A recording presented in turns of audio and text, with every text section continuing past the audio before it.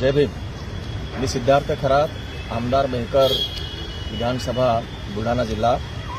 मुंबईमध्ये मंत्रालयामध्ये मी 30 वर्ष सेवा केलेली आहे आणि शेवटच्या 3 महिन्यामध्ये VRS घेऊन राजीनामा देऊन ते आमदार झालेलो आहे। उद्धव बाळासाहेब ठाकरे या पक्षाचा मी आमदार आहे आणि शिवशाहू फुले आंबेडकर ही विचारधारा घेऊन मी आज जगलेलो आहे।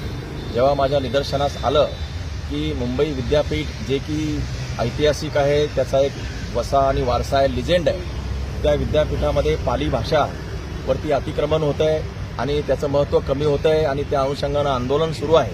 त्यामुळं बनतेजी जे विमानसा या ठिकाणी आंदोलनाला 34 दिवसापासून बसले, त्याचबरोबर बनतेजी पूर्णा आणि इतर सगळ्या संघटनांचा जो काही आंबेडकरी संघटनांचा सपोर्ट आणि पाठिंबा बनतेजींना मिळालेला आहे, ते बघून मी काल दिवसभर बनतेजीच्या समवेत चर्चा केली।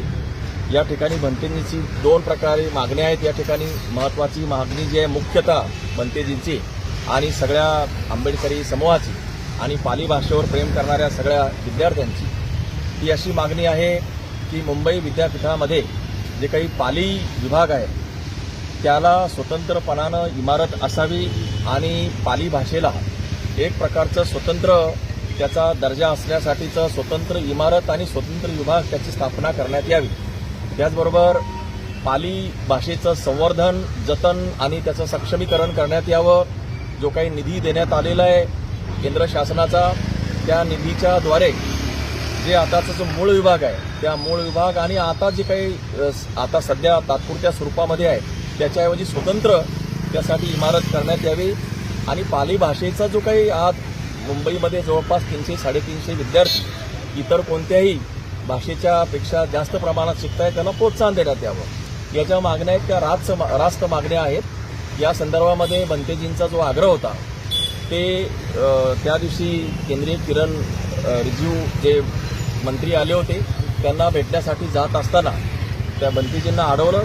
बनतेजींची मागणी फक्त त्यांना भेटण्यासाठीची होती, निवेदन देण्याची होती, परंतु थोडंसं त्या ठिकाणी काही गैरप्रकार झाला आणि जी फिजिकल असॉल्ट आहे तो त्या ठिकाणी झाल्यामुळे काही मंडळी नाराज आहे। असो, ते आता होणारच आहे, परंतु या प्रश्नाची जी मूळ मागणी आहे, मूळ प्रश्न जो आहे तो मुळातला, तो मुंबई विद्यापीठामध्ये मुंबईसारख्या ऐतिहासिक आणि लिजेंड असलेल्या विद्यापीठामध्ये पाली भाषेचं स्वतंत्र जागा, स्वतंत्र इमारत त्या ठिकाणी निर्माण करण्यात यावी।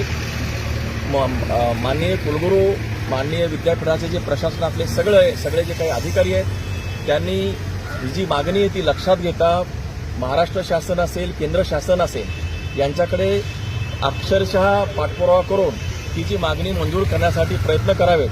कालच मी स्वतः काही पदाधिकाऱ्यांना घेऊन माननीय कुलगुरू, कुलसचिव आणि प्रो-VC यांच्याशी चर्चा केली। ते या संदर्भात पॉझिटिव्ह असल्याचं दिसतं आहे।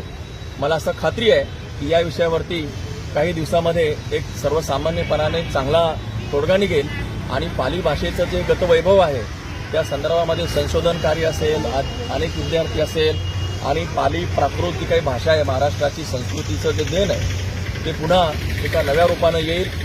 सिद्धार्थ खरात आमदार म्हणून नव्हे तर या विषयाचा एक वक्ता म्हणून मी कायम बनतेजी सोबत आहे, आंबेडकरी चळवळींच्या सोबत आहे। मला अशी खात्री आहे, काल जी VC साहेबांनी यांच्याशी चर्चा केली या प्रश्नावर निश्चितपणानं निर्णायकपणानं मार्ग कायमस्वरूपी निघेल।